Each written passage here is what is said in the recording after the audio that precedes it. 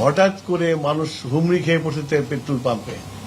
আমরা তো একটা প্রসেসের পেট্রোল পাম্প চলে, আমরা যেভাবে তেল দেশে দেয় সেই নিয়মের এখন ভেঙে পড়ছে সেই নিয়মটা, যে এত ভিড়, এত তেল পেট্রোল পাম্পে যা দেওয়া হয় প্রতিদিন সেটা সবসময় যা দেওয়া সেটাই থাকে, কিন্তু গ্রাহক তার বেড়ে গেছে।